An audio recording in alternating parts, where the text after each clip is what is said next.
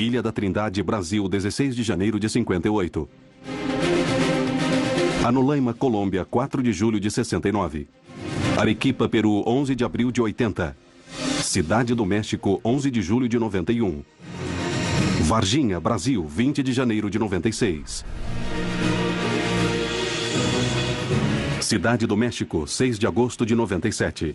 Bogotá, Colômbia, 2001. Ituzaingó, Argentina. A cada ano, os casos de avistamentos de OVNIs aumentam. Cada vez mais pessoas são testemunhas desse tipo de fenômenos. Não temos respostas, mas esta é a hora de encontrá-las. 6 de agosto de 97.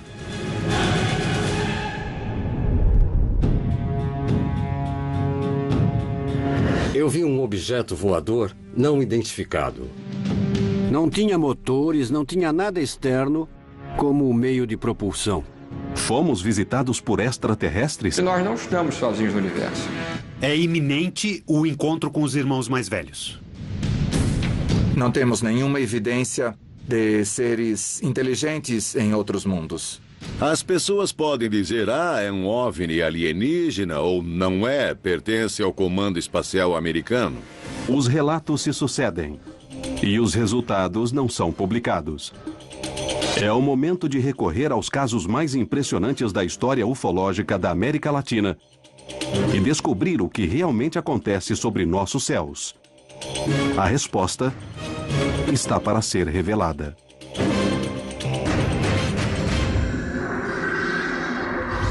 Contato extraterrestre.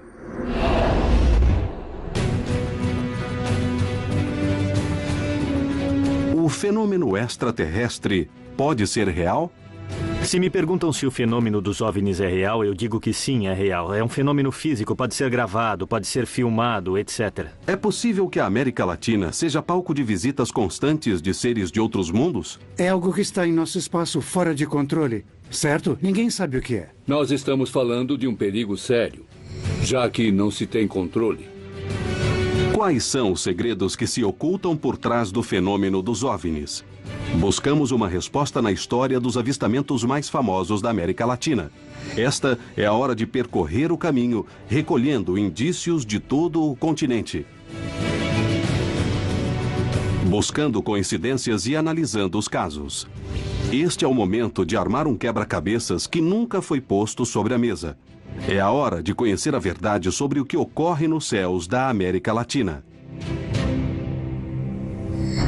Podem existir respostas no passado. Os primeiros povos do continente conviviam com seres de outros mundos? O mundo andino e sua visão mítica, sua visão religiosa, é uma visão que permite definir que existe uma ponte de união, de vínculo entre esse mundo terreno, o mundo do aqui, do agora, com o mundo cósmico.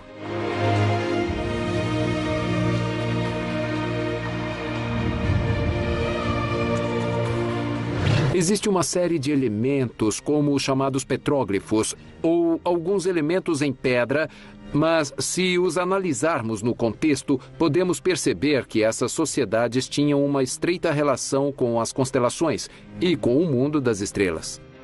Existem indícios que se repetem em todo o continente. Poderiam ser a verdade? Ou não sabemos lê-los?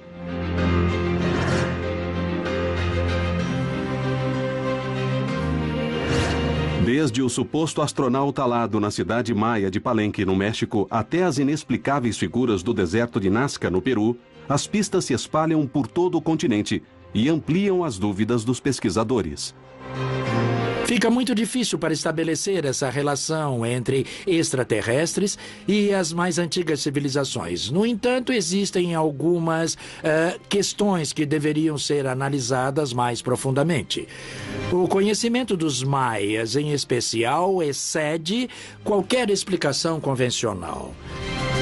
Ou foi herdado de outra civilização que desconhecemos, muito antiga na Terra, ou então é um conhecimento que vem de fora. Essas capacidades não temos de ser egoístas e pensar que vieram de qualquer outro lugar. Existem indícios em todas as culturas latino-americanas. Os povos nativos não temiam nem negavam a existência, provavelmente, como se diz, de irmãos mais velhos. É no passado que se encontram os primeiros indícios de contato extraterrestre. Não há dúvida de que um dos grandes enigmas que a humanidade tem é saber se há vida em outros mundos. Talvez, junto com a própria origem do mundo e a origem da vida, o terceiro grande enigma seja se estamos sós ou não no universo. Não podemos negar todas essas coisas, nem fechar os olhos e pensar que não existem. Temos que estudá-las. E temos também que criar uma política de governo, porém não como um país, mas como humanidade. Quer dizer, para fora, uma exopolítica. Exopolítica é uma nova ciência. É uma ciência das relações entre as civilizações inteligentes do universo. Todas as interações que tivemos com outras civilizações, e há documentos de que existem múltiplas civilizações visitando a Terra agora. Todos nós somos afetados pela exopolítica.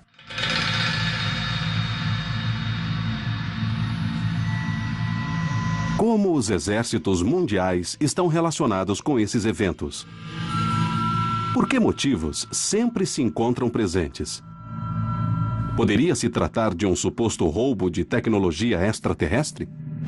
É possível que seja uma tecnologia pertencente a uma potência estrangeira que a use a seu favor e contra as demais. A opção 2 é que seja uma tecnologia não local, que tenha sido capturada igualmente por uma potência estrangeira.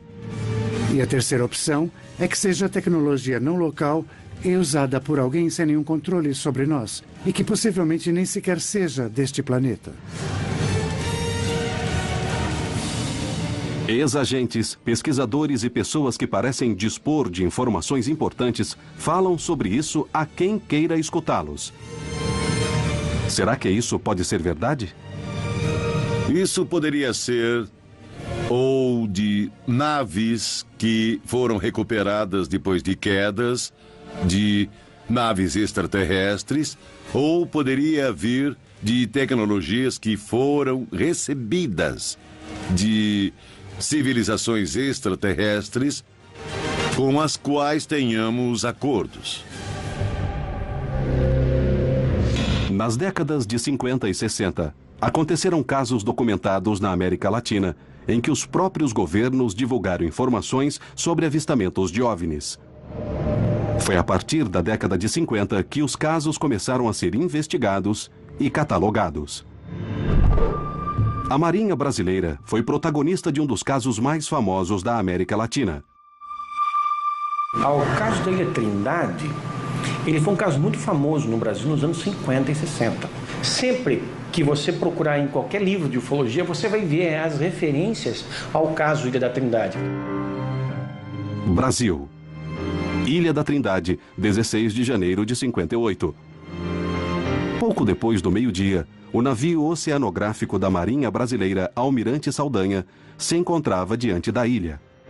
O Almirante Saldanha, que era um barco de escola, um barco em que se ensinava a ser marinheiro, e havia uma quantidade de oficiais a bordo, uma coisa entre 2 e 3 dúzias, e todos viram o fenômeno e chamaram Almiro Baraúna para que ele fotografasse. Baraúna morreu no ano 2000, mas deixou uma gravação de suas lembranças daquele momento. Ele estava pescando, de repente ele olhou assim no horizonte e viu um objeto deslocando. Eu vi a fotografia lá na marinha e comecei a fotografar. Eu estava com 6 chapas na máquina. Bati a primeira, a segunda, a terceira ele entrou atrás do Morro Desejado, esperei um pouco, ele passou, enquanto isso o pessoal está correndo. Me jogaram no chão, eu fiquei ajoelhado embaixo da murada a bater. O objeto saiu de trás do Morro Desejado, parou um pouco e a melhor foto, aquela está mais destacada e está mais nítida.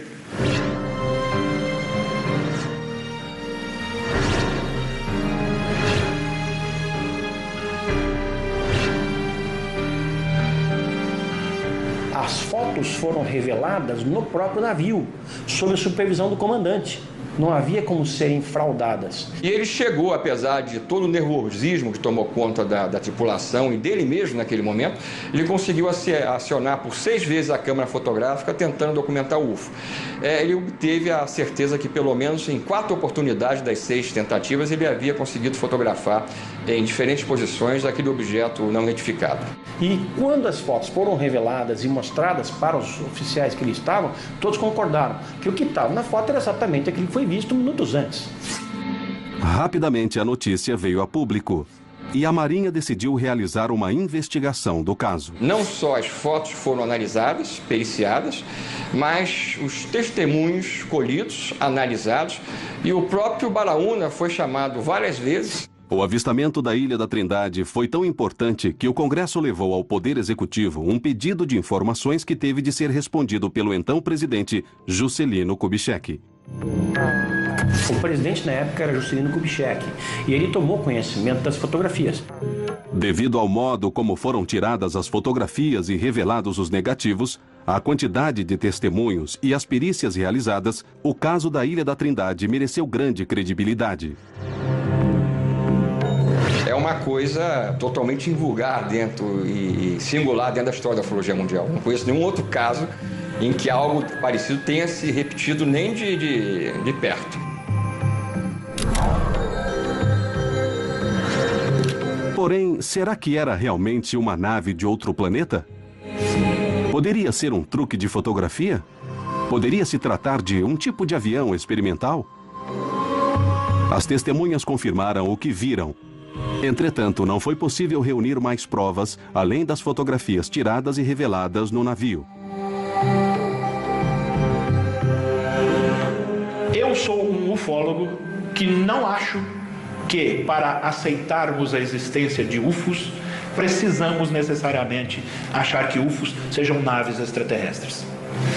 A ciência ainda não conseguiu comprovar sequer a vida microscópica em outro planeta. Recentemente, alguém tentou alegar que as fotos são fraude. O fato é que ninguém conseguiu até agora dizer o caso da Ilha da Trindade é fraude. E ninguém vai conseguir. Não há mais o que se provar a respeito dessa ocorrência. Ela já está suficientemente comprovada.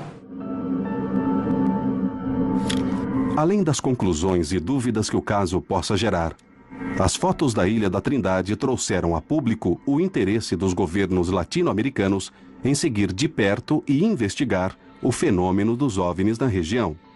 Atualmente, os investigadores continuam buscando respostas, coletando suas próprias evidências e tentando compreender o que ocorre nos céus.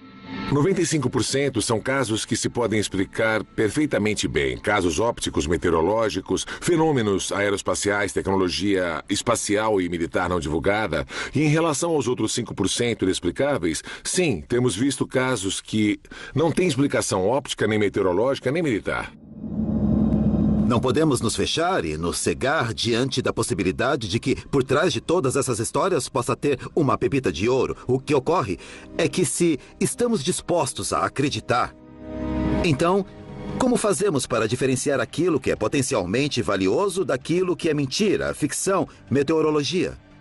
Cabe a nós, então, ir buscar uma resposta para esses 5%. E certamente a metade vai ter uma resposta e a outra metade não vai ter. Devemos buscar as respostas no presente. Devemos armar nosso quebra-cabeças para descobrir se a América Latina recebeu visitas de outros mundos.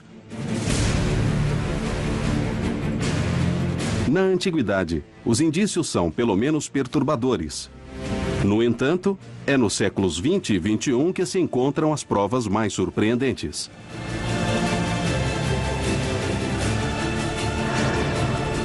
Devemos analisar o que ocorreu em nosso continente para achar as respostas sobre o contato extraterrestre na América Latina.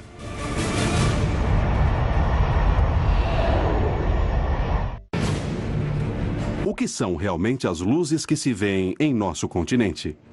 Será que os governos da América Latina guardam informações secretas? Essas luzes trazem algum perigo para os céus e as pessoas? Até meados da década de 60, os organismos oficiais divulgavam os casos. Porém, algo mudou de repente. Anolaima, Colômbia, 4 de julho de 69. O caso de Arcêncio Bermúdez é um dos casos mais impressionantes e também mais curiosos da história dos extraterrestres na Colômbia. É o mito da ufologia colombiana. É um dos casos mais antigos, pois esse caso foi de 4 de julho de 1969. Nessa noite, Arcêncio Bermúdez se encontrava em sua chácara, a 50 quilômetros de Bogotá. E estavam alguns parentes, estava uma prima e os sobrinhos dela. Estavam com uma lanterna falando em código Morse. De repente, algo estranho aconteceu.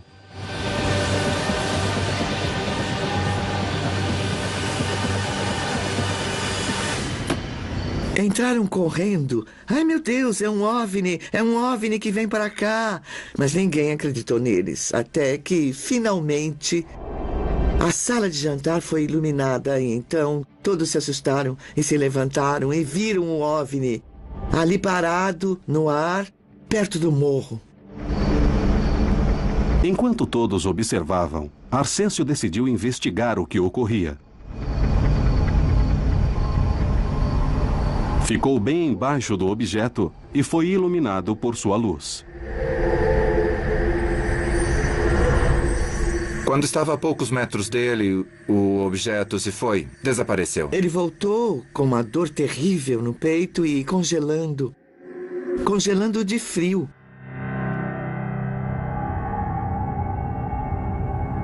O médico o examinou. Não parece uma infecção intestinal. Vamos ter que colocá-lo no soro.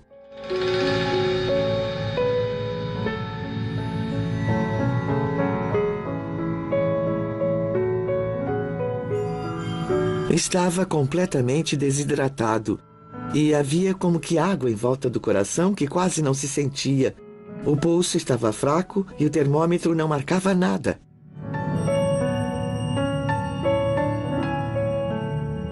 O caso não teria maior importância se o Sr. Bermúdez não morresse depois de 4 dias. Vítima de uma enfermidade que foi descrita como algo que tem a ver com os efeitos da radiação.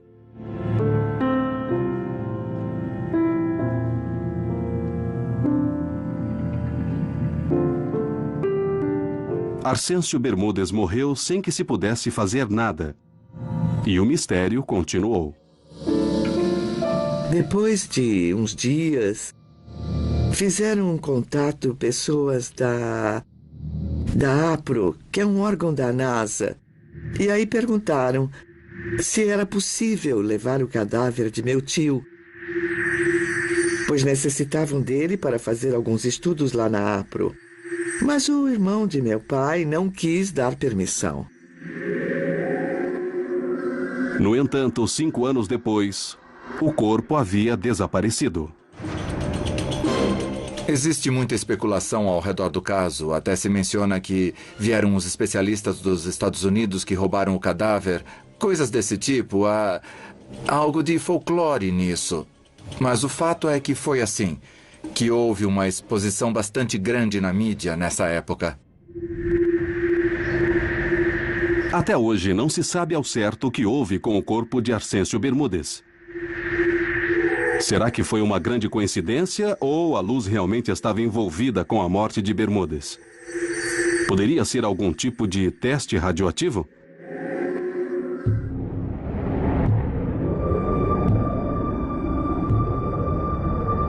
Hoje, a capacidade de análise para descobrir o que voa nos céus da América Latina aumentou muito.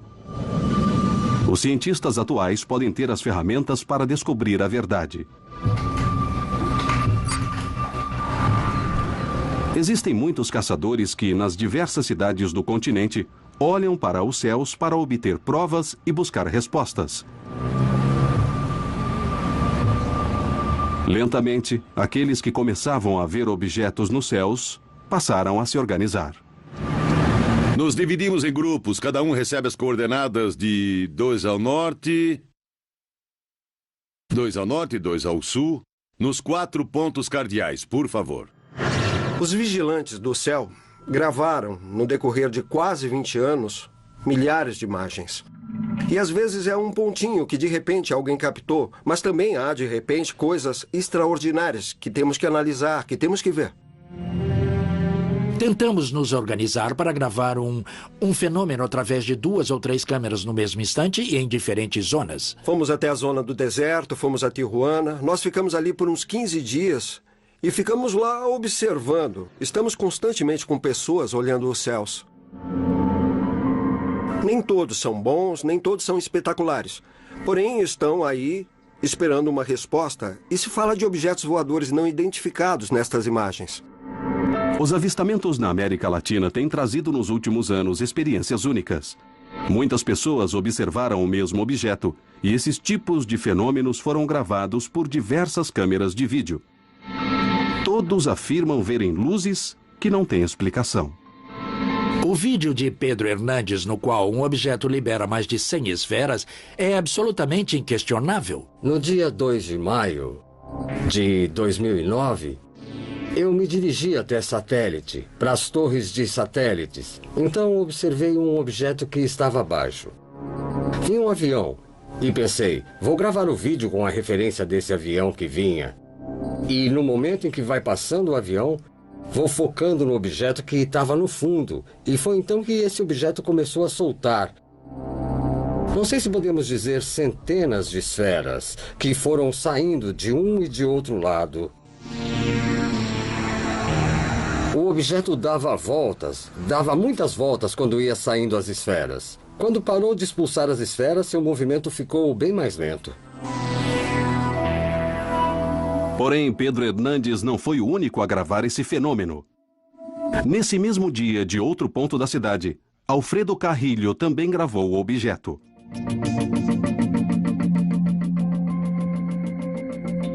Eu estava praticando e gravando a entrada dos aviões que passam pelo corredor de São Mateu. E quando estava gravando um avião KLM que vinha da Holanda, eu percebi a existência de um objeto escuro que estava pairando. Esse objeto começou a expulsar esferas para os 2 lados. E depois os objetos sumiram. Tentei segui-los, mas como nesse dia o sol estava na frente, não consegui continuar filmando. Esse é só um exemplo de objetos que aparecem em cidades e de pessoas em locais diferentes que os veem. Porém, a pergunta continua. O que são eles? O que é esse objeto que libera esferas pequenas? É uma nave extraterrestre? É um experimento militar? Só podemos afirmar que se trata de um OVNI.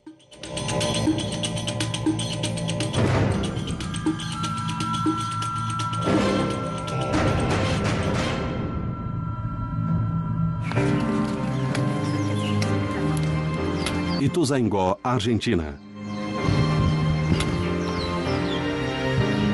Vi uma luz que vinha do norte. Daí eu peguei minha câmera e comecei a filmar. Ele começou a crescer mais. Até que, ele parou no que seria a minha vertical. Não parecia se deslocar por meios convencionais. A primeira coisa que vi foi uma esfera, e se notava que não era a estação espacial, não era nada raro, nem um avião, porque se notava o núcleo de cor rosa. Logo vi que fez uma aceleração para a minha esquerda. Aí então eu já não tive mais dúvidas de que não era um avião, de que não era um satélite qualquer coisa, porque nenhum satélite, nenhum avião dá uma acelerada rápida e depois freia. Surpreendentemente, essa região está sendo protagonista de inúmeros avistamentos. 3 esferas de grande tamanho iam se movendo muito devagar. É uma coisa que provoca uma sensação de euforia, medo também pode ser um pouco. E aparecem muitas perguntas na cabeça. O que continuei vendo era uma esfera que se deslocava muito lentamente nos céus, que tinha um comportamento anômalo no sentido de que começava a pulsar e desaparecia. A imprensa e os pesquisadores perguntam o que está ocorrendo. A questão é, do que se trata isso? Serão naves terrestres? Serão naves extraterrestres? São naves? Se trata de portais interdimensionais? Há toda uma variedade de teorias e de possibilidades que não faltam. Toda esta zona, por estar rodeada e por ser um centro de bases, é um ponto central desse fenômeno. A mim, pessoalmente, o que mais interessa é o que está acontecendo. Como estamos nos unindo nesta investigação e como começamos a pensar juntos, não é mesmo? As experiências se dividem entre as que têm centenas de testemunhas e outras que são individuais. Muitas vezes, essas experiências individuais parecem ter a chave para compreender de alguma maneira se esses objetos tentam se comunicar. Foi assim que aconteceu com Aziz, que mora em Lima, a capital do Peru.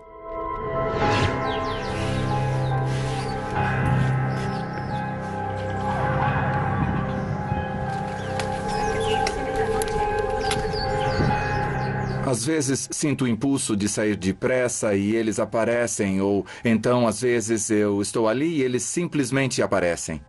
Eles começaram a permitir que eu passe a filmá-los. Finalmente eles me pediram que começasse a divulgar as informações. Tenho mais de 20 horas de filmagens de contatos. Na Ilha da Trindade, as provas estiveram visíveis. Em Anolaima, o caso de Bermúdez não teve uma explicação. Será que realmente roubaram seu corpo? Por que ele morreu? Não se tem respostas. Porém, nos anos seguintes, outros casos continuaram a expor provas surpreendentes e sem explicação.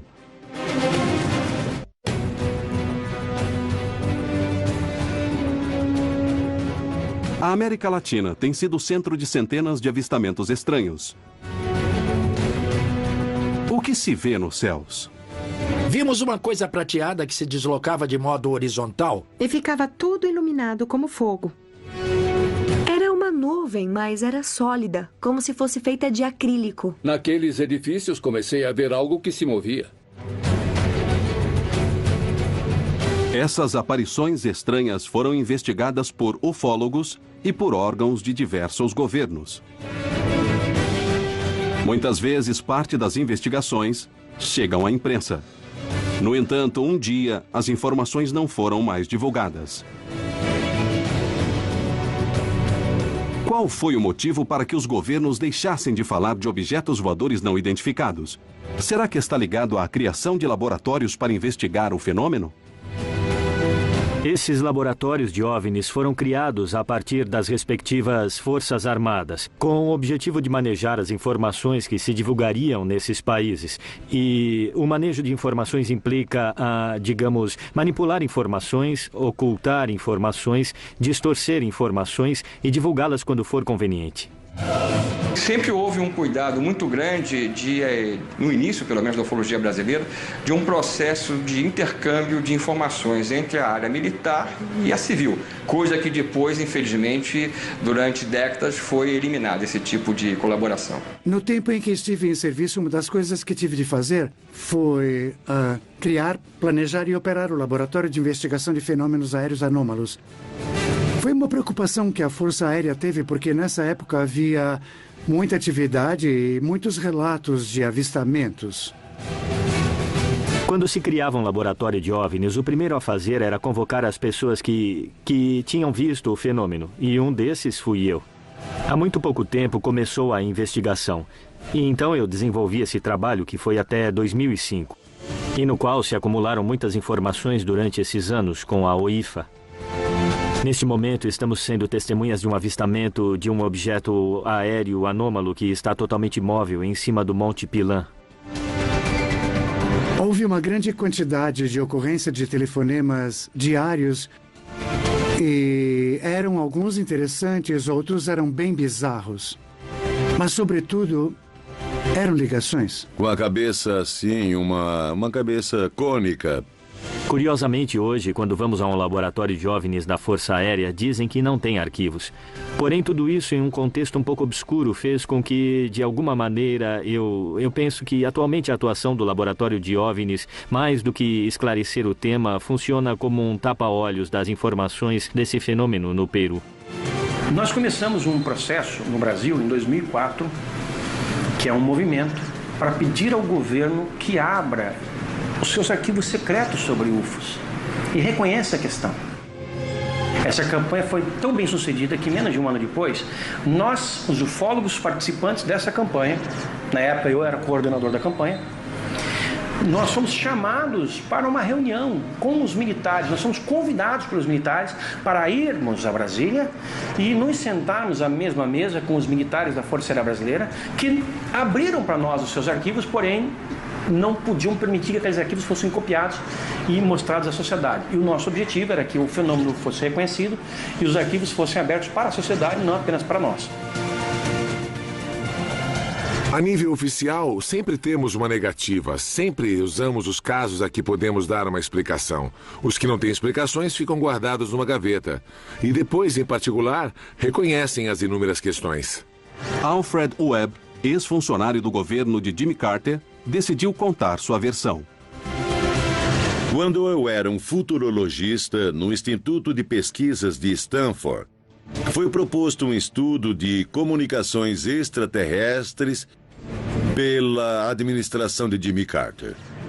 Esse seria o primeiro estudo científico civil da comunicação extraterrestre na história americana.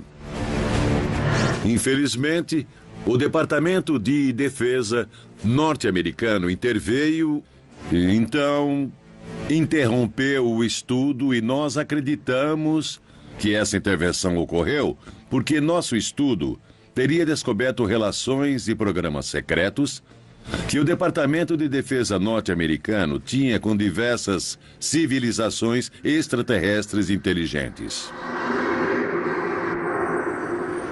Na década de 80, houve uma grande mudança nos avistamentos de OVNIs. Mas, mesmo assim, alguns deles foram reconhecidos 20 anos depois.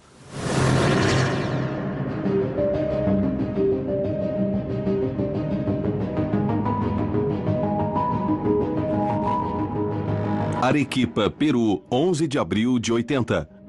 Na base aérea La Joya, no sul do Peru, mais de 2.000 militares avistaram o que parecia ser um balão.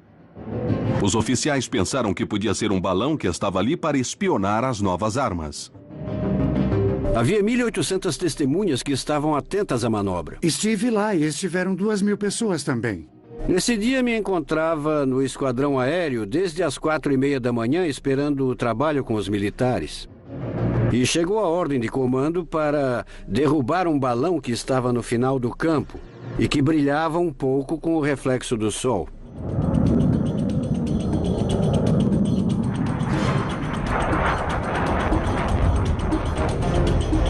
A primeira coisa que ele fez foi apontar e disparar no que se chama na terminologia militar uma parede de fogo. Soltei uma rajada longa de 34 tiros. Eu esperava ver esse globo destruído e não aconteceu. Ele viu que os impactos eram como espetar um alfinete numa gelatina, não? Não acontecia nada.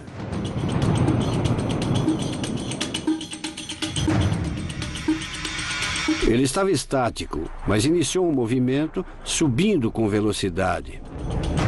Como eu estava com boa velocidade em descida, o que fiz foi conectar a pós-combustão de meu avião e comecei a segui-lo.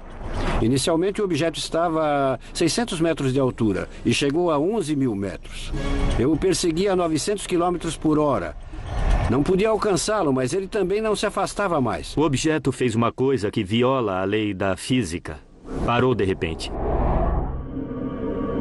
Me esquivei, voltei a tomar posição de pontaria e quando estava ainda chegando na distância de disparo dos canhões, cerca de 200 metros, o objeto que estava parado fez uma subida repentina de uns 1.000 metros e meu avião ficou sem possibilidade de disparar. Ele me evitou.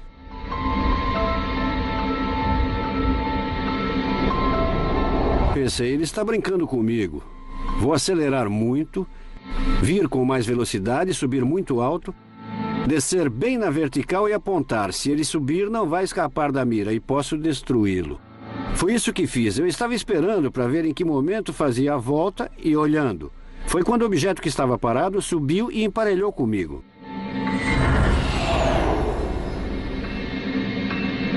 Aí acendeu minha luz indicadora de baixo nível de combustível. Porque havia estado todos esses minutos com a pós-combustão ligada e consumindo muito combustível.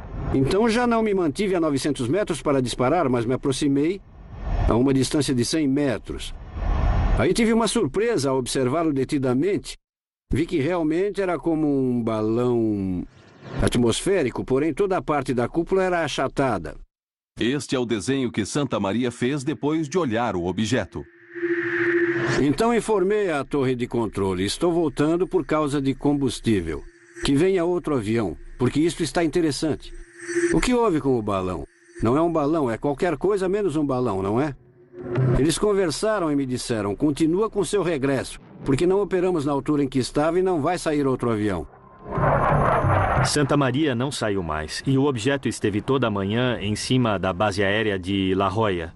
O que poucas pessoas sabem é que, no dia seguinte, à noite, o objeto regressou e passou como se estivesse em casa por todas as instalações da base aérea. E depois, se foi. Depois do evento, a Força Aérea pediu a todas as testemunhas que guardassem segredo absoluto sobre o episódio. Nos disseram que o objeto não iria se aproximar da base. Conseguimos afastá-lo, não aconteceu nada. Não foi violada nenhuma informação, então ficaremos em silêncio. Existe, de acordo com o testemunho de Santa Maria, uma ordem expressa de calar-se. E logo foi liberado com o propósito de fundar o Departamento de OVNIs da Força Aérea. Então, em primeiro lugar, é preciso evidenciar que existe uma política de silêncio. Mas em 2002 me pediram que começasse a falar para contribuir com a difusão do fenômeno OVNI. E comecei a falar livremente o que eu queria. Quando seu nível hierárquico é mais elevado, a possibilidade de falar é menor. Temos recebido relatos completos de oficiais que talvez antes da criação do departamento teriam medo de falar. Para quem trabalha nos céus, um fenômeno OVNI pode ser uma ameaça. Os controladores aéreos e os pilotos têm uma preocupação constante. O Serviço de Controle de Tráfego Aéreo tem como finalidade estabelecer a agilidade das operações aeronáuticas, a vigilância de que elas aconteçam dentro de parâmetros seguros. Meu trabalho é precisamente observar, e é quando se começa a pensar e se dar conta de que o fenômeno é tremendamente perigoso. A preocupação principal é a possibilidade de que essas atividades ponham em perigo as operações aéreas em geral e, sobretudo, a soberania, não? Um avião sempre vai se comportar como um avião. O fenômeno não se comporta igual. Vira muito rápido. Simplesmente não existem aviões que voem de ré. E então, se juntarmos tudo isso e pusermos na aviação, em que existe muito tráfego e a separação das aeronaves é de 30 segundos... Nós estamos falando de um perigo sério. Um país tem de ser dono de tudo o que tem. E, assim como há um limite marítimo, há um limite no espaço também. Estamos falando que se no âmbito geral não é bem aceito, não é reconhecido, então nos deixa vulneráveis no âmbito profissional. Os casos na América Latina provocam interrogações. Algo estranho acontece, mas o que será? Diante da suspeita de um satélite espião, a Força Aérea Peruana deu ordens de atacar, mas as armas foram inúteis. Quem nos observa? Por quê? Em todo o continente, pessoas armadas com filmadoras começaram uma caçada de imagens. Como vai? Tá tudo bem? Cada um recebe as coordenadas de... Paranoia? Busca de respostas e provas? 2 ao norte e 2 ao sul. O que começaram a buscar? O que acharam? Porém, a chegada de centenas de casos trouxe um novo desafio. Como diferenciar os vídeos que realmente tinham imagens valiosas para a investigação de OVNIs?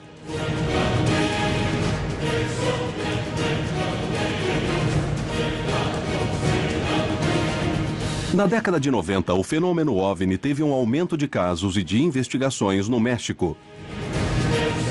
Tudo começou quando, durante um eclipse, os céus foram observados de outra maneira.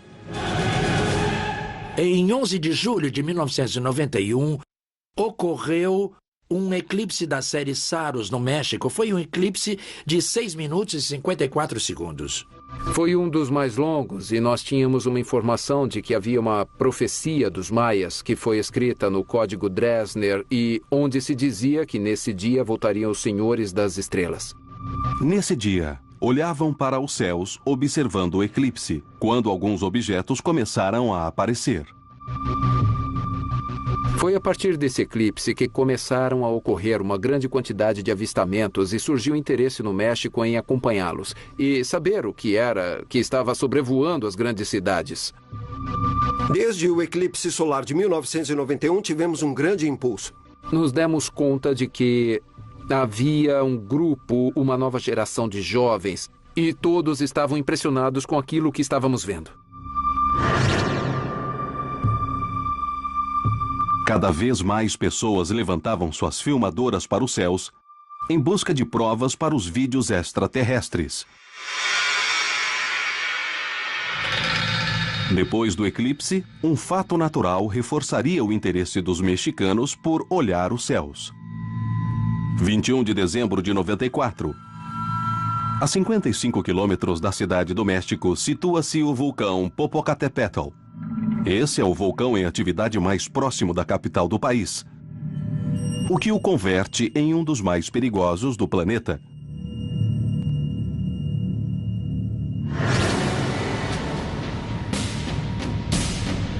Uma explosão no interior do vulcão produziu uma nuvem de cinzas que se expandiu em um raio de 25 quilômetros.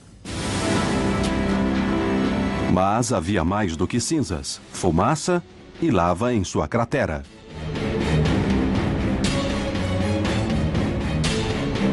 Minha esposa me perguntou, você viu o que há no vulcão? Parecem moscas ou alguma coisa assim? Bom, depois disso a gente começou a gravar e gravamos muitas coisas que não sabíamos o que realmente eram, porque nós vimos as coisas na câmera e pareciam objetos voadores, inclusive uns muito grandes, e daí em diante eu me propus a investigar isso. As câmeras fotográficas e filmadoras apontaram para as fumarolas e ali encontraram uma grande surpresa.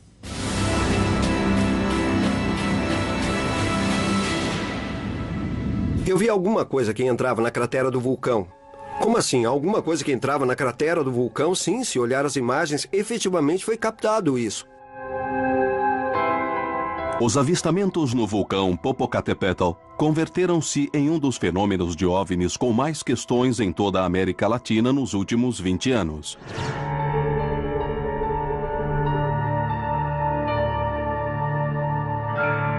O entusiasmo também trouxe muitos erros e muitos vídeos que eram perfeitamente explicáveis, mas que foram interpretados como OVNIs. Dentro da óptica, existem diversos fenômenos nos quais é normal que as pessoas não conheçam. Uma das situações mais gravadas refere-se aos avistamentos maciços em que uma grande quantidade de objetos cruza os céus. O investigador Anthony Choi tem uma teoria. Ele crê que, muitas vezes, tratam-se de balões.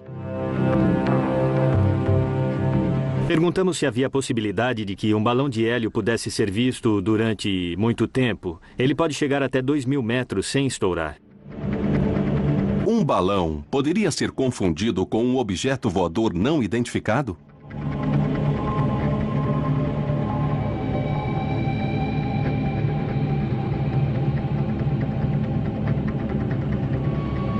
Quando se soltam balões, as pessoas se confundem pensando que é um OVNI, quando realmente é por não saber que alguém em algum lugar soltou um balão.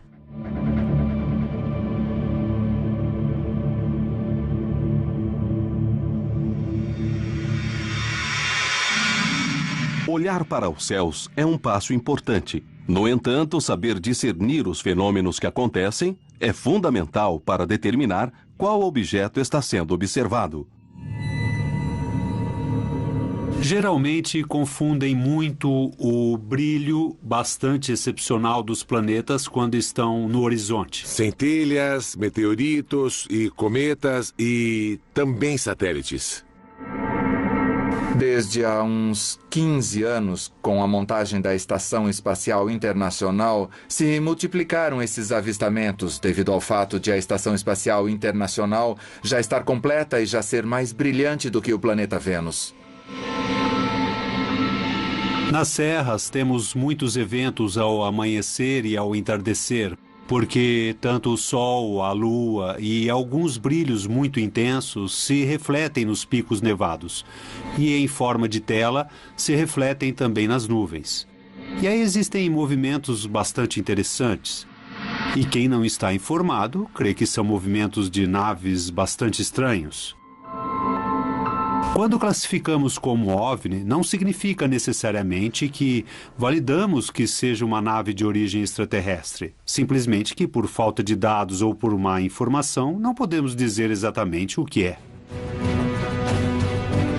Devido à mitologia que foi gerada em torno daqueles objetos que não se pode identificar, permaneceu durante décadas esta ideia de atribuir uma origem extraterrestre a um objeto que não se pode identificar.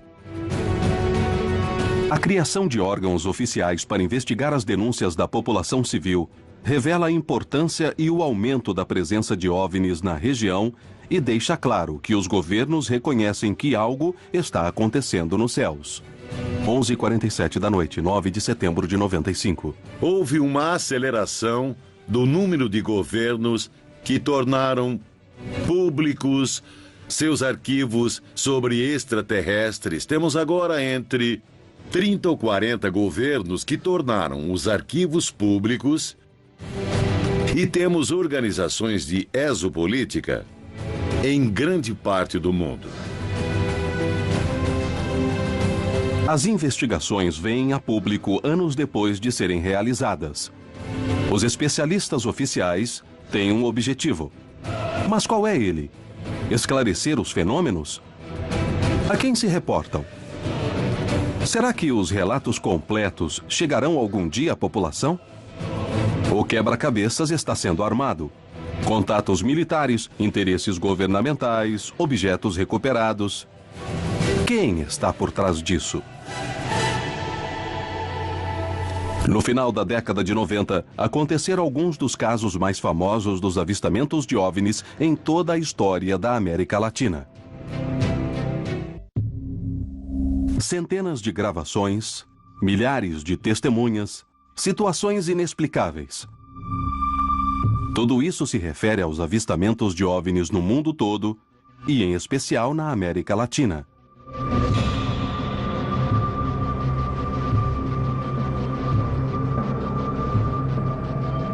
O fenômeno existe, não se pode negar, pode-se filmar, é histórico e está registrado. Estão acontecendo cada vez mais avistamentos na região.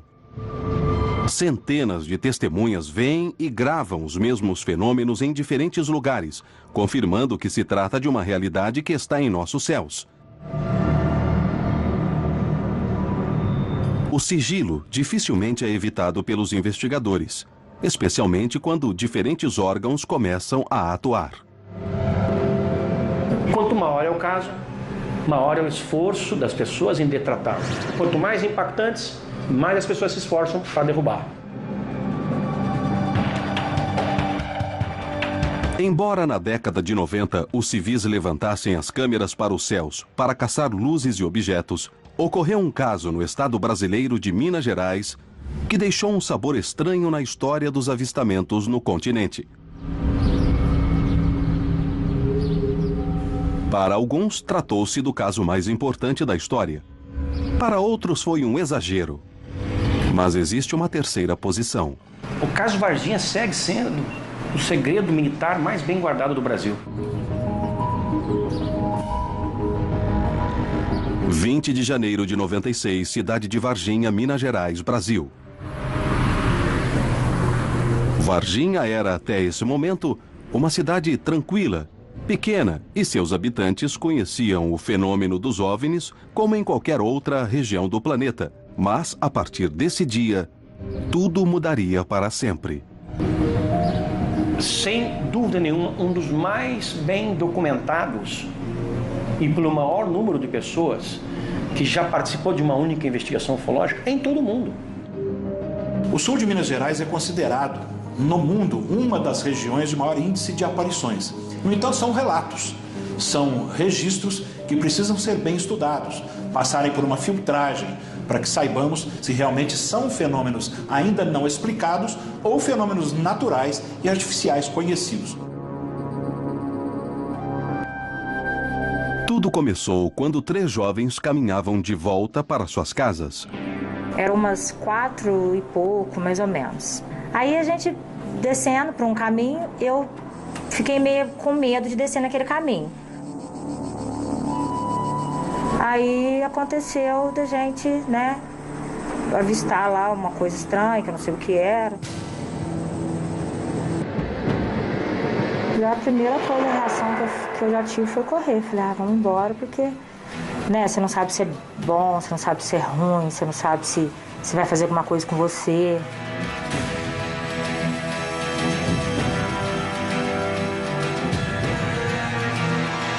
Mas a reação dele não tinha como descrever. Se estava calmo, se estava nervoso, se queria avançar, se queria agredir, nada disso.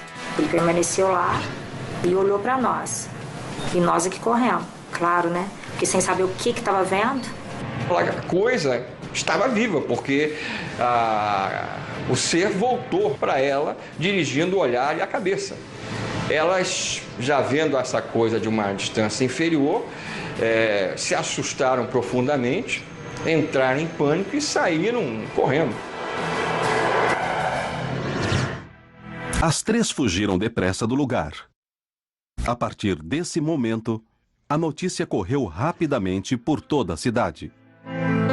Foi divulgado na cidade que 3 garotas haviam avistado uma criatura, para elas desconhecida. O que eu vi é que é marrom, dos olhos vermelhos, a pele oleosa, estava agachado, mas não chegou naquilo que eu vi. Elas não estavam muito ligadas em assuntos de ufologia ou de extraterrestres. Falaram que era algo ruim, algo que relacionaram ao demônio, em razão da religiosidade delas e da cultura delas. A história das garotas seria só o começo de um caso muito mais complexo.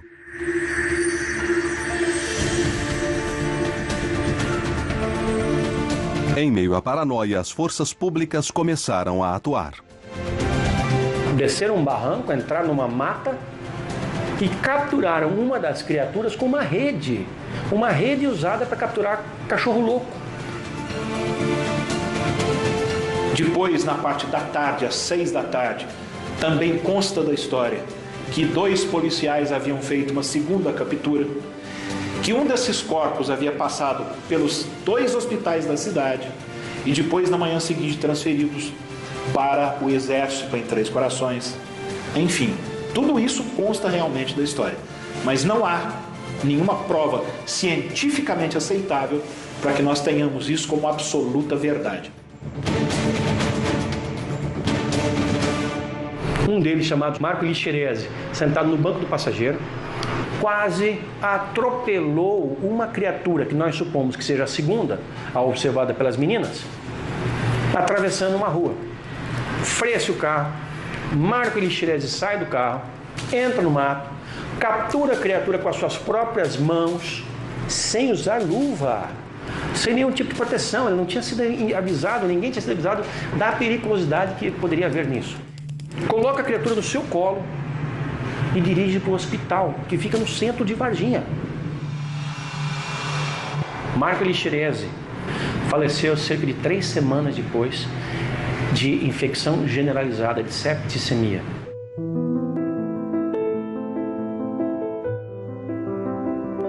O Dr. Furtado foi quem o atendeu. Ele nos diz como foi esse momento.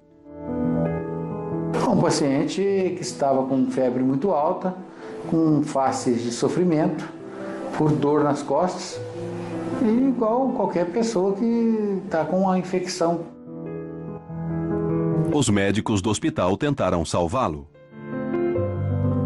Ele não tinha nenhuma imunodeficiência adquirida das conhecidas nossas.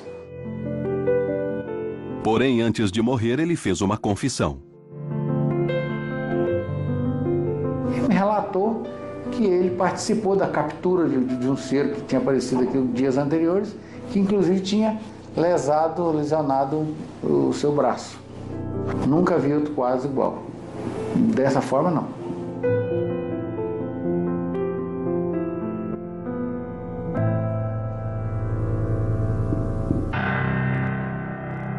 Acredita-se que nesse dia foram capturadas 3 criaturas em Varginha. Nunca mais se soube delas. Alguns vizinhos afirmam ter testemunhado movimentações estranhas durante esses dias. Na segunda-feira, que a gente ficou sabendo, eu estava indo pela rumo a Fernão Dias e lá eu avistei 3 caminhões de comboio, né, do Exército de Três Corações. As forças militares negaram o incidente desde o primeiro momento. Esse militar me descreveu de maneira detalhada das manobras aparentemente ligadas ao acobertamento, que foram feitas para dissimular, na verdade, que no final das contas envolvia um contato com uma criatura morta, de origem não terrestre. O que realmente aconteceu em Varginha?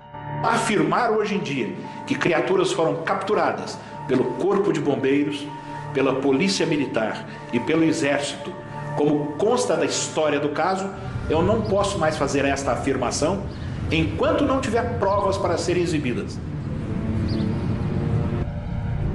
Tempos depois, o próprio Exército fez uma declaração pública com uma possível explicação.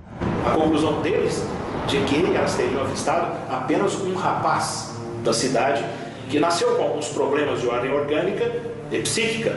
Isso é uma conclusão de um dos setores. Houve uma pressão tão forte sobre os militares que, finalmente, na semana seguinte, foi liberado o atestado de óbito do rapaz. Todas as explicações dadas pelos militares eram explicações fugazes. Não restou dúvida de que havia algo extremamente sério sendo acobertado. O caso de Varginha ainda permanece sem explicação. As versões oficiais negam o que afirmam as testemunhas, que mesmo com o passar do tempo, continuam a manter sua versão, sem contradições, como no primeiro dia. Dizer o que realmente foi com segurança é muito difícil, quase impossível. Foram os ufólogos que acabaram por transformar o caso Varginha em algo relacionado às crenças de que seres extraterrestres poderiam ter aparecido aqui e elas teriam avistado. O caso Varginha segue sendo o segredo militar mais bem guardado do Brasil, porque não há nada comparável ao que se passou em Minas Gerais.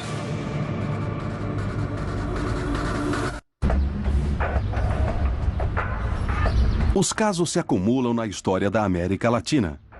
É necessário ter uma explicação. Pouco a pouco, os fatos se desenrolam e se arma o quebra-cabeças dos casos mais impactantes e reveladores. Apenas um ano depois dos eventos ocorridos em Varginha, surgiu uma nova prova. Desta vez, no México. Na tarde de 6 de agosto de 97, em Lomas de Santa Fé, na colônia de Chapultepec, na cidade do México, aconteceu um caso que até hoje não foi esclarecido.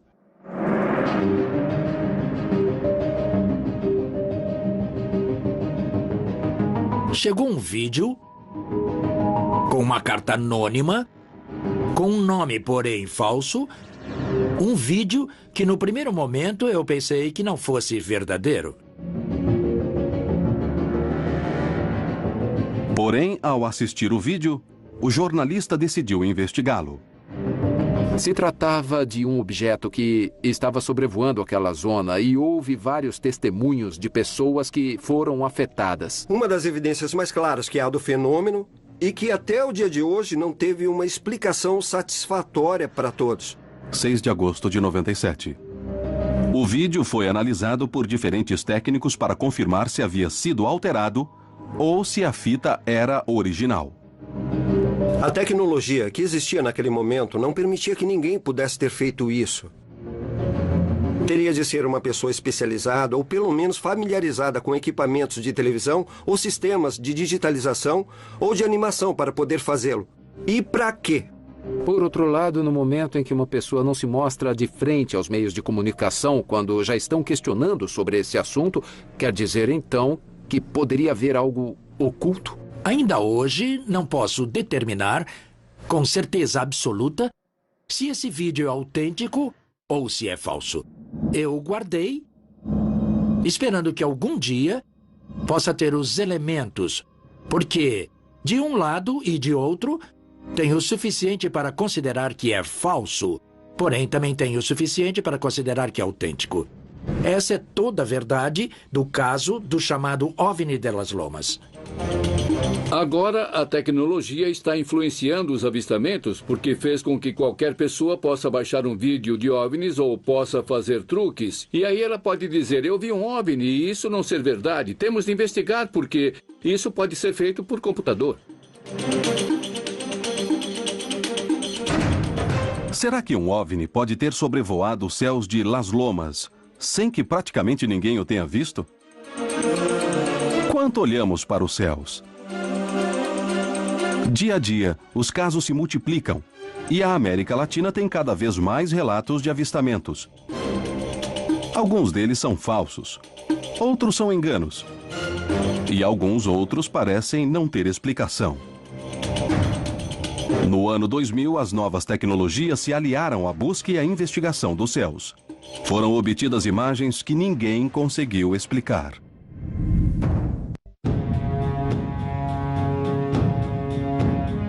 O fenômeno dos OVNIs é real? O que são as luzes e os objetos que voam sobre a América Latina? Na história do continente, centenas de casos documentados mostram um caminho. Mas, no entanto, até hoje não existem provas conclusivas sobre a procedência dessas luzes. Devido à escassez de recursos no passado, as dúvidas persistiram. Porém, atualmente, graças aos métodos de gravação, será que poderemos descobrir a verdade? É possível que estejamos cada vez mais próximos. No México, em 2004, um caso deixou os militares sem palavras. E eles solicitaram aos investigadores de OVNIs que o analisassem. O caso foi um escândalo e até hoje não surgiu uma explicação definitiva.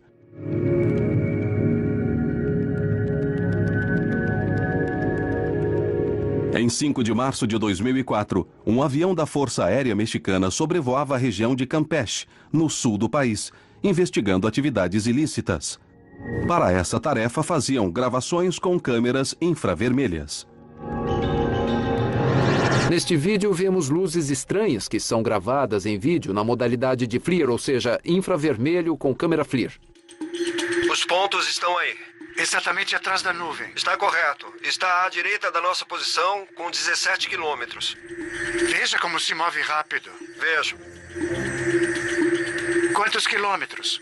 A 1 ou 2 quilômetros, não mais. Parece que é um ponto estranho na frente. Sim, há um pontinho na frente. Onde está? Sumiu nas nuvens. Agora há outros. É mesmo, há outros. E vão a uma velocidade alta. São 2, 3, 4, 5, 6, 7, 8 na tela. Por que não se viu o objeto? Diante da surpresa, La Sedena, Secretaria de Defesa Nacional, decidiu entregar o material a Jaime Maussan para que o investigasse. Me disseram, em uma de nossas operações pudemos gravar algo que não sabemos o que é e queremos que você investigue. Fiquei sabendo que os que fizeram a gravação não tinham visto a olho nu esse objeto, ou seja, eles haviam sido capturados apenas pela câmera. O que esperavam que Maussan dissesse? O secretário da Defesa me perguntou o que você acha deste caso e eu respondi, não tenho uma explicação. Penso que são OVNIs porque não são vistos a olho nu, apenas com a câmera. Então ele me disse, se alguém lhe perguntar quem lhe deu esse vídeo, você pode dizer que foi o secretário da Defesa. Isso permitiu que eu determinasse a autenticidade do caso apresentá-lo na mídia em nível mundial e fizesse uma grande conferência. Um piloto de avião disse que tinha a resposta e que, na verdade, se tratavam de poços de petróleo. Ele só se esqueceu de 2 pequenos detalhes. As imagens foram captadas a mais de 170 quilômetros de onde se encontram os poços. Segundo ponto, a câmera estava dirigida 2 graus acima do horizonte, e isso torna total e absolutamente impossível que se trate dos chamados poços de petróleo. Mais uma vez, objetos voadores não identificados relacionados com atividades militares. Entretanto, desta vez o caso veio a público. Não importa qual seja o caso, alguém vai surgir com um argumento pseudocientífico, e então a mídia vai perder o interesse e aí vai terminar a investigação de algo que deveria ser muito importante. A ciência para o ufólogo é uma coisa que tem de se adaptar às pretensões do ufólogo, que está documentado com uma câmera e que, à primeira vista, algo que não se pode identificar já passa a ser uma evidência científica e, na realidade, não é assim. As evidências que são necessárias à ciência para encontrar uma explicação não existem, são deficientes, são pobres. Digamos que se encontram inúmeras limitações que nos impedem de fazer ciência. Temos a frente, no meio e às 8. Temos também pontinhos a uma... O caso não tem explicação, embora as provas estejam à vista. Vemos também às 9. Quantos quilômetros? O progresso nos trouxe um novo parâmetro. As novas tecnologias de controle podem avistar esses objetos com maior facilidade. Podemos estar a um passo de compreender do que se trata esse fenômeno? Porém, além deste tipo de provas, existem casos em que toda uma população observa o mesmo objeto. Graças aos meios de comunicação, hoje é mais simples relatar acontecimentos e conseguir que muitas pessoas possam testemunhar um mesmo fenômeno.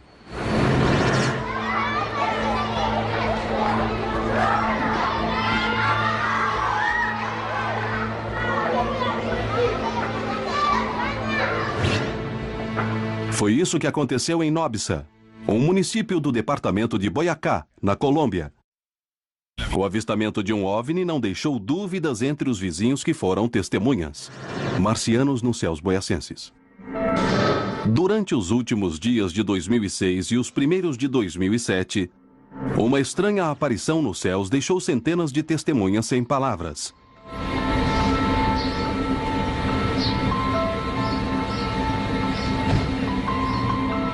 Às 2:30 da tarde, apareceu um elemento muito brilhante, parecia uma estrela. Porém, pelo horário, nós pensamos, o que será isso? E chamou muito a atenção. Uma das testemunhas foi o próprio prefeito da cidade.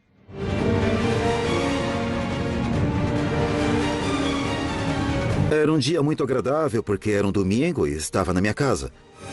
E um amigo me telefonou e me contou que estava vendo nos céus algum objeto estranho.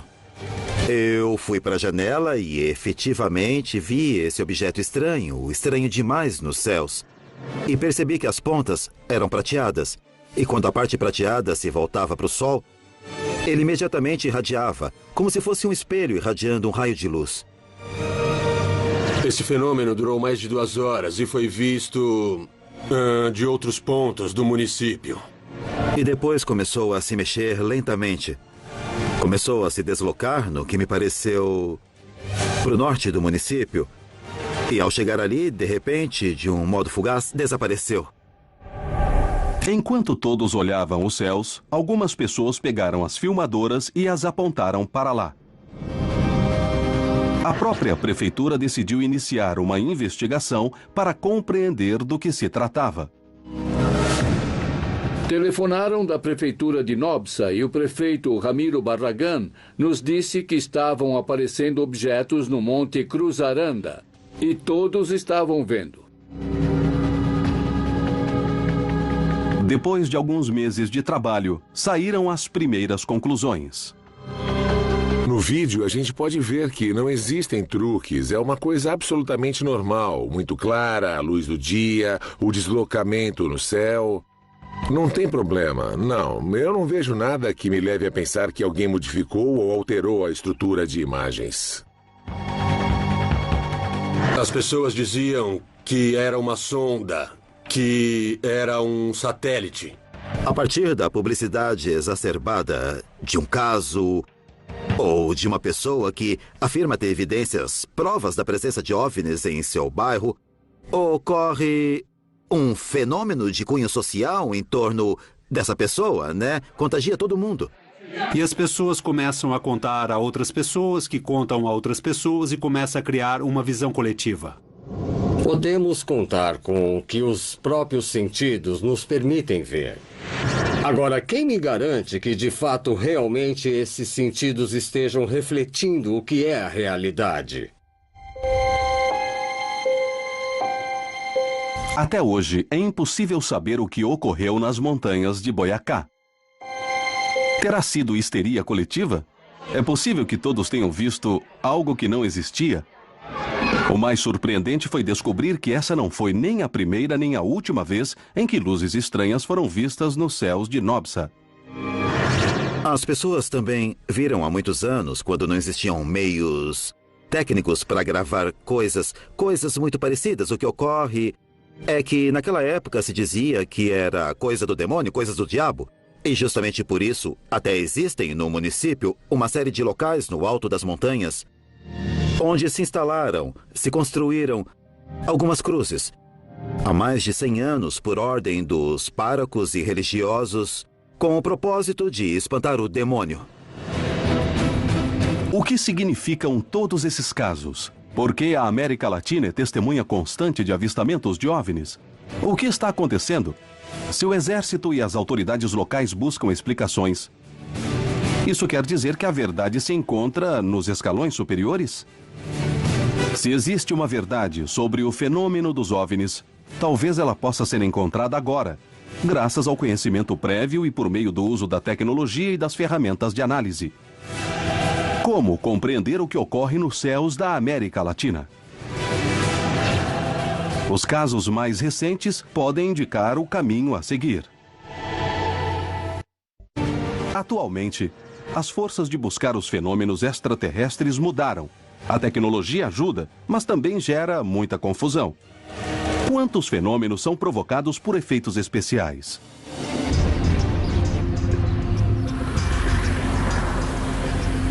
Bom, veja, este é o OVNI mais emblemático, um dos mais emblemáticos dos que vou lhe mostrar. Daniel Prieto, de Bogotá, Colômbia, conseguiu identificar outro possível ponto de confluência em que os OVNIs passam constantemente. O comum na nave é que faz um movimento oscilatório. Esta zona, que eu chamei de Zona Sigma, que compreende a zona úmida de Córdoba, é um local onde fica o que os ufólogos chamam de portal de entrada e saída desses objetos. Ele afirma simplesmente que os OVNIs o encontraram, e ele só os grava com sua filmadora.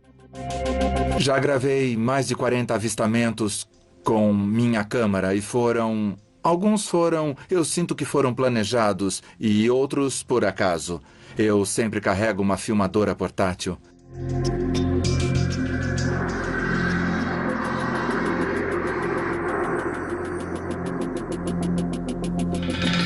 Claro que ficamos muito nervosos com a pressão do momento, mas aqui você o vê levitando. Porém, necessariamente serão extraterrestres?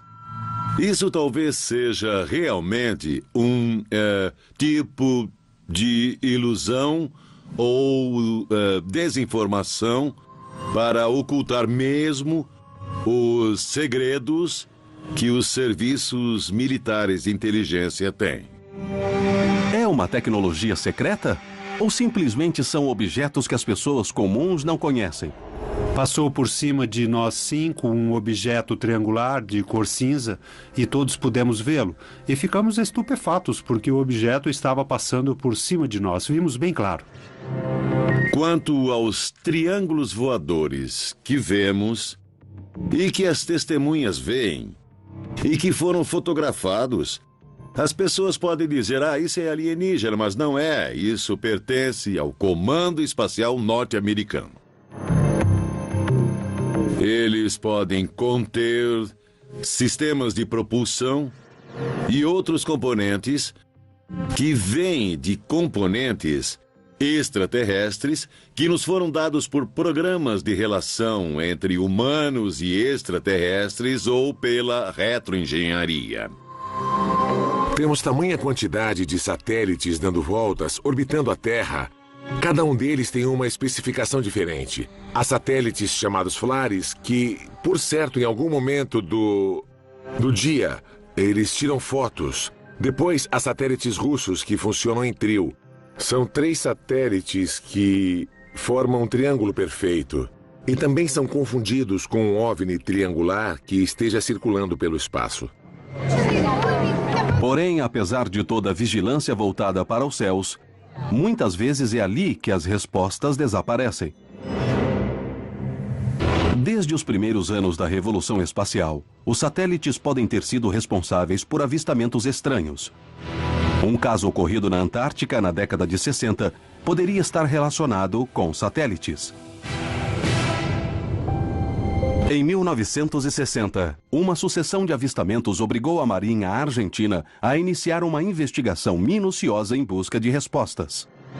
Na Antártica, 3 de julho de 65, um grupo de militares e cientistas argentinos e chilenos estavam realizando pesquisas na Ilha da Decepção. Às 17 horas, viram um objeto que passou rapidamente, durante uns 15 segundos, em uma trajetória parabólica, e relataram isso. Às 19h20, foram fazer a observação meteorológica. Disseram um OVNI, e todo mundo saiu correndo para ver do que se tratava. Então avistaram um objeto que passava e mudava de cor, que se movia, e ali do campo meteorológico da estação, eles puderam ver as evoluções de um objeto que, para alguns, apresentou comportamentos que não se poderiam atribuir a nenhum avião, a nenhum satélite, nem nada parecido. Porém, o que foi que realmente ocorreu nesse dia na Antártica? Na Ilha da Decepção, o que se viu foi um objeto que realmente não obedecia aos comportamentos básicos da aviação. O objeto não pôde ser identificado, mas há muitas testemunhas, entre elas o capitão Perizzi. Era uma pessoa que estava muito ansiosa para olhar e ver e crer. Os militares que assessoravam Perizzi seguiam essa corrente e os civis, ao contrário, eram bem mais céticos. Eles não viam o mesmo que viam os militares. Cada um que estava ali deu a sua própria interpretação. Havia aqueles que estavam convencidos de ter observado um OVNI. Outros sustentavam que isso tinha se tratado da observação de uma estrela fixa e que pelo nervosismo do momento teve um processo de confusão. A Marinha tomou o depoimento de todas as testemunhas. A existência desses formulários sigilosos do Serviço de Inteligência Naval é um sinal claro de que o fenômeno de OVNIs era uma de suas preocupações, mesmo antes dos avistamentos na ilha. O Estado argentino, neste caso a Secretaria da Marinha, emitiu um comunicado oficial reconhecendo a observação de objetos voadores não identificados na Antártica Argentina. O objeto voador no sul. A Marinha, no princípio, teve uma atitude muito aberta em relação ao tema, mas logo depois pediu sigilo em determinado momento, porque a imprensa havia exagerado a situação. Os avistamentos na Antártica se repetiram nos dias seguintes. Se nós os olharmos individualmente, corremos o risco de pensar que é um evento que pode ser explicado, que pode ser banal. Porém, se o vemos em conjunto, percebemos que não pode acontecer tudo isso e tão seguido e nesse mesmo lugar. O que eram essas luzes? Por que estavam sobre a Antártica? O que buscavam? O fato admitido por cientistas e militares abriu um novo caminho nas investigações de OVNIs no sul do continente. Teve vários cientistas que apresentaram uma hipótese de que tinham confundido essas luzes na base naval com um satélite, o satélite Echo 2. Nunca foi possível determinar exatamente o que aconteceu na ilha. Perise e seus homens estavam seguros de terem visto um OVNI. Me disseram, tem alguma coisa lá fora que não é normal. Venham ver.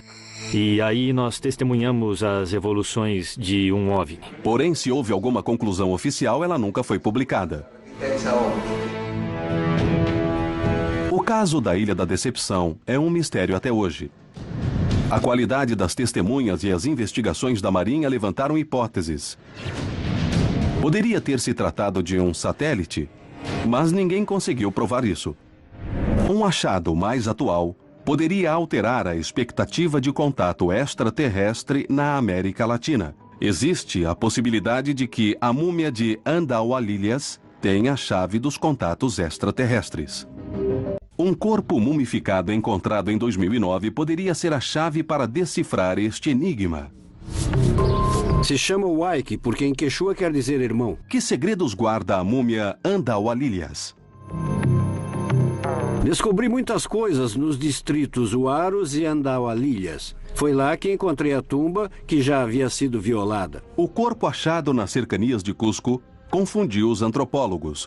Com 50 centímetros de circunferência, moleira aberta como a de um bebê, dentes de adulto e forma estranha de crânio, ele não se parece com um ser humano. A cronologia não existe entre a fontanela que está aberta e se fecha com 1 ano e a dentição de adulto. O Waiki, à primeira vista, não tem fisionomia humana. Poderia ser um cadáver extraterrestre? A morfologia da múmia se assemelha incrivelmente às descrições que muitos contatados fazem sobre os supostos seres de outros mundos. Nós encontramos um grupo de ufólogos de Oklahoma que descrevem seres extraterrestres do tipo do Waiki. As características coincidem totalmente com o que eles dizem.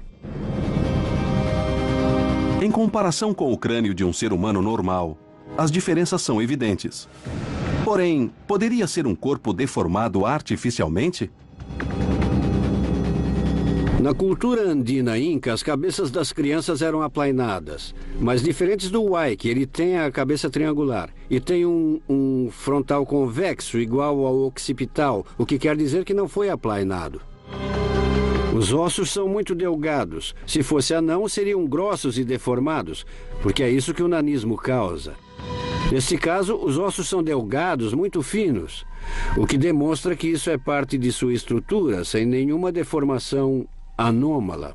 Os estudos sobre a múmia de Andaualilhas poderiam surpreender a comunidade científica de todo o mundo. Se realmente fosse um corpo extraterrestre, que diferenças poderíamos encontrar? As leis físicas e naturais são universais. Não existe nenhuma forma de imaginar algo diferente em relação ao que as leis físicas estão nos mostrando. Se houver vida em outros mundos, deve ter carbono. Porque este é o único elemento que se combina com todos os demais para formar as grandes estruturas moleculares envolvidas no código genético e na informação que será transmitida por um organismo vivo. E, nesse sentido, de alguma forma será parecido com algo que conhecemos aqui. Que opções existem para explicar a estranha forma da múmia de Andaualilhas? O que pode nos surpreender neste tipo de achado podem ser várias razões, sabe? Que podem ser compreendidas, por um lado, dentro da variabilidade humana, cuja origem pode ser causada por um traumatismo, alguma enfermidade ou alguns padrões de ações culturais, como as deformações tabulares. A múmia de Andaualilhas poderia ser uma peça-chave na busca de extraterrestres. Será que é um corpo deformado ou se trata de um ser de outro planeta? O que está havendo na América Latina? Há indícios de casos de OVNIs na América Latina. Não são conclusivos, porém são inúmeros. De norte a sul, de leste a oeste, os avistamentos se multiplicam. Alguns se repetem, outros são extremamente diferentes.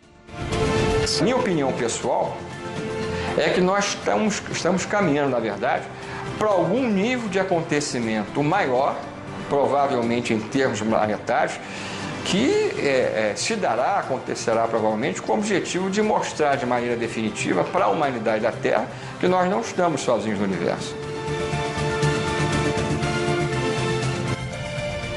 A quantidade de informações que temos encontrado valida a afirmação de que não estamos sozinhos, não estamos sós, de que estamos sendo visitados. Mas desde quando? Desde sempre?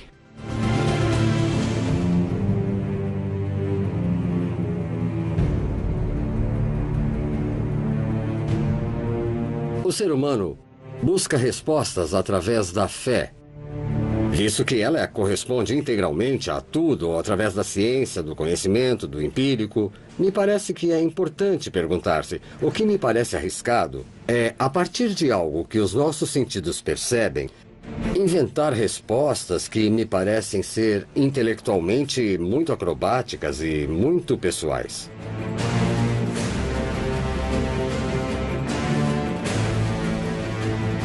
Me parece difícil, a partir do ponto de vista da ciência, que essas visitas sejam uma realidade. Aliás, existe um princípio científico que diz: grandes afirmações, grandes evidências. E a afirmação de que estamos sendo visitados por seres de outros mundos em discos voadores é uma grande afirmação.